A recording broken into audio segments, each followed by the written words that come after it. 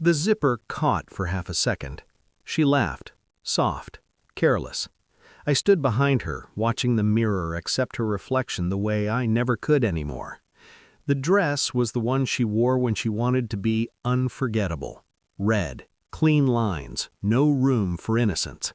"It's just dinner," she said, already annoyed.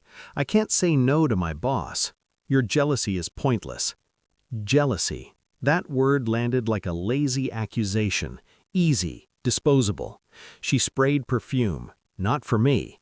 She hadn't worn perfume around me in weeks. I nodded. Silence had become my most disciplined habit. Her phone vibrated on the counter, face down. Always face down now. She kissed my cheek out of routine, not affection, and walked out carrying herself like a woman who believed consequences were for other people. The door closed. The apartment felt instantly larger, hollow. That was the moment I decided to stop guessing. It wasn't one thing. It never is. It was patterns pretending to be coincidences. Late meetings, deleted messages, a new laugh that didn't belong to our history. She had started correcting me when I used her old expressions, as if she had upgraded her personality. Her boss's name came up too often, casually, rehearsed. Martin said, Martin understands me. I told myself I was tired, that marriage does this, that suspicion is a virus you either starve or it consumes you. But something had shifted, not passion, control.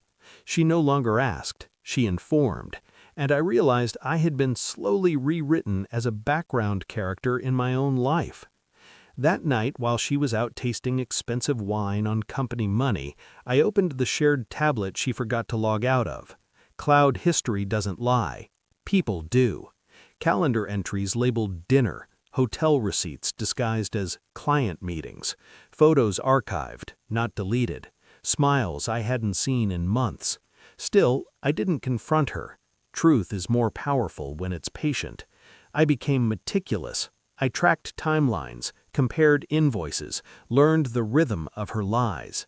She came home lighter after seeing him, heavier when she thought she had fooled me.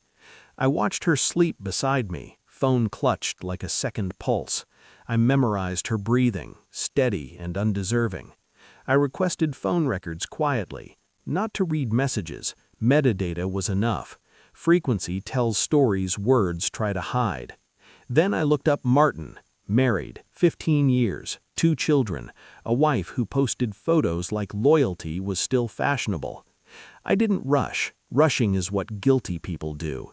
Instead, I prepared. I saved everything. Screenshots, PDFs, dates aligned like a confession written in numbers. I rehearsed neutrality until my face felt carved from stone.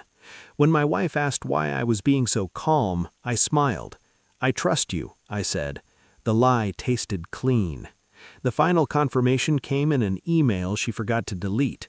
A reservation, 1 room, 2 names. I waited until she came home late again, wine on her breath, confidence in her walk.